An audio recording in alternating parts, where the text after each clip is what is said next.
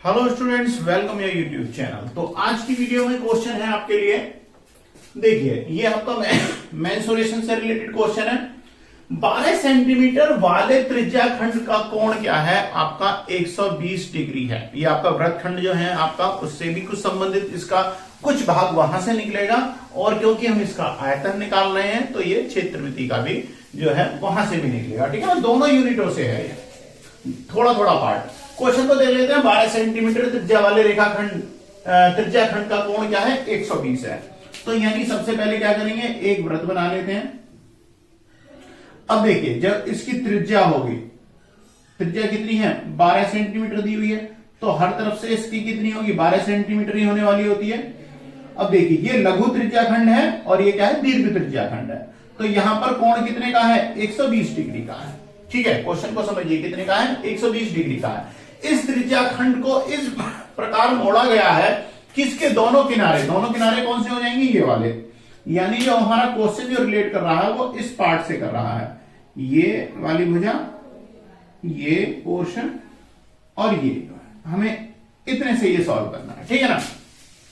अगर इन दोनों किनारों को ऐसे मोड़कर एक शंकु बना दिया जाता है, तो देखते हैं शंकु कैसे बनेगा। शंकु आपका कुछ इस टाइप से बन जाएगा। ठीक है, ये क्या बन गया? एक शंकु बन गया। तो इसकी हमें क्या चाहिए आयतन निकालने के लिए? त्रिज्या। और क्या चाहिए कि आपकी ऊंचाई, ये निकालने की जरूरत पड़ेगी। बट इन किनारों को जो मोड़ोगे तो ये जो त्रिज्या है ये इसकी क्या बन जाएगी? एल बन जाएगी, यानी त्रियक ऊंचाई हो जाएगी। जो त्रिज्या थी यहां पर जो 12 है, 12 सेंटीमीटर जो दी हुई है, जब आप इसे शंकु बनाओगे तो ये त्रियक ऊंचाई बन जाएगी इसकी। ठीक है ना। और शंकु के आयतन का फॉर्मूला क्या होता है? 1/3 पाई आर स्क्वायर एच। यानी कि अब हमें निकालने के लिए क्या निकालना पड़ेगा?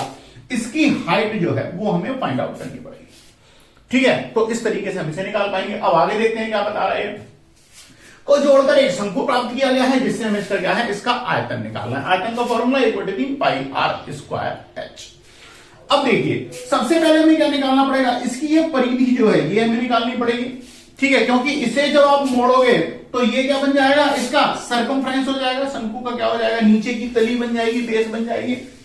ठीक है, तो अब देखते हैं इसे कैसे निकालेंगे। ठीक है, तो देखिए क्या करेंगे हम अपने क्वेश्चन में। तो यहां से अब हमें क्या करना पड़ेगा? चाप की माप, ये जो चाप जो है इसकी माप हमें निकालनी है। तो चाप की माप बराबर क्या होता है? शंकु में क्या निकालना? चाप की माप, इसे चाप बोलेंगे। माप बराबर क्या हो जाएगा? चाप की माप बराबर क्या होती है? 2 पाई आर इंटू, देखिए, थीटा अपॉन 360। अब थीटा की अगर हम बात करें तो देखो, तो देखिए वैल्यू क्या बन जाएगी? 2 इंटू क्या करेंगे हम इसे? 2 इंटू पाई की वैल्यू रख देता हूं मैं, पाई में ही रखते हैं। ठीक है ना। और फिर देखिए रेडियस क्या थी आपकी? आर की वैल्यू क्या थी? 12, यानी 12 इंटू थीटा की वैल्यू क्या है आपकी? थीटा क्या है हमारा? सेंटर पर एंगल कितना बना? 120 अपॉन 360। तो देखिए इससे से डिवाइड करूंगा 3 टाइम, 3 से डिवाइड करूंगा 4 टाइम। यानी कि चाप की माप कितनी आ गई है? 4 2 जा 8 पाई। ठीक है, यानी कि ये जो आपकी लंबाई है कितनी आ गई है? 8 पाई।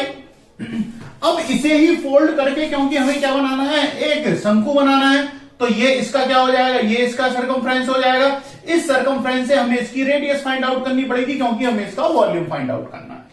ठीक है ना। तो अब देखिए फिर से इसे क्या करेंगे? आपको 2 पाई आर में ही रखना पड़ेगा। 2 पाई आर इक्वल टू क्या रखोगे? 8 पाई। तो देखिए पाई से पाई कैंसिल, इससे 4 कैंसिल, तो रेडियस आर की वैल्यू क्या बन गई आपकी? 4 सेंटीमीटर। ठीक है, तो रेडियस हमारी क्या है? 4 सेंटीमीटर। अब क्योंकि देखिए आर की वैल्यू तो हमें मिल गई है, अब यहां से हमें एच फाइंड आउट करना है। बट जो आपकी त्रिज्या है, जब हमने इसे फोल्ड करके बनाया तो ये इसकी त्रियक ऊंचाई बनी है। ऊंचाई नहीं बनी है, क्या बनी? त्रियक ऊंचाई, यानी कि एच की वैल्यू बन गई है। अब एच की वैल्यू, सॉरी एल की वैल्यू बनी है, तो हमें ये एच की वैल्यू बनानी है। तो क्या करेंगे? यहां पर पाइथागोरस थ्योरम बनाएंगे, क्योंकि यहां पर कितने डिग्री का कोण बनेगा? 90 डिग्री का। और 90 डिग्री का कोण बनेगा तो क्या होगी? अब आपको क्या निकालना है? ये ऊंचाई हो गई, यानी लंब हो गया। रेडियस क्या हो जाएगी? आधार बन जाएगी। और जो हाइपोटेन्यूस यानी कि कर्ण है वो क्या हो जाएगा? एल हो जाएगा। तो यहां से अगर मैं एच की वैल्यू निकालूं तो एच इक्वल टू क्या हो जाएगा? √L² minus R²। L की वैल्यू क्या थी? L की वैल्यू क्या है? 12 है, तो 12 का अगर मैं स्क्वायर करूंगा तो 144 माइनस रेडियस क्या है? R की वैल्यू क्या है? 4, तो 4 का स्क्वायर करूंगा तो कितना हो जाएगा? 16 यानी √128। अब देखिए 128 को क्या नोट कर सकता हूं मैं? अंडर रूट में देखो 64 गुणा 2, अब 64 गुणा 2 करूंगा तो यानी √64 इंटू √2। 64 का क्या अंडर रूट होता है? 8, यानी 8√2। तो यहां से आपकी h की वैल्यू जो बन के आई है वो कितनी आई है? 8√2। यहां से हो गया, यानी अब हमने h की वैल्यू भी निकाल ली। अब आए अपने क्वेश्चन में डायरेक्ट इसे पुट कर दीजिए, क्योंकि हमसे इसका आयतन पूछा है। शंकु का आयतन बराबर क्या होता है? 1/3 पाई r²h।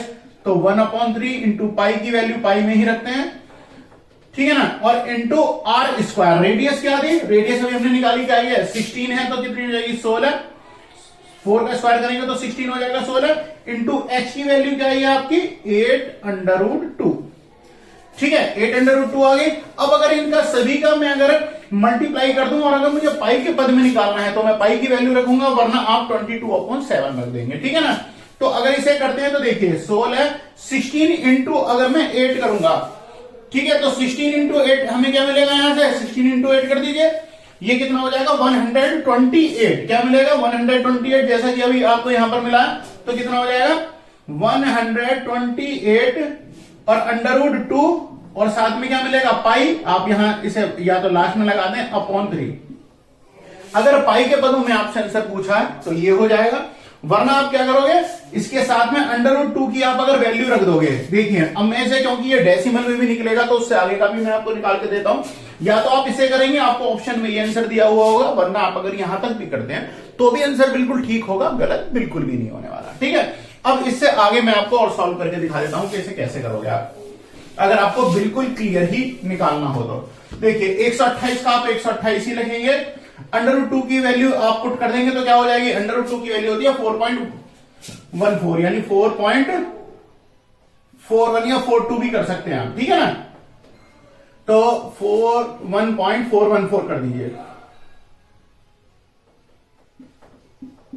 और इंटू पाई की वैल्यू 22/7।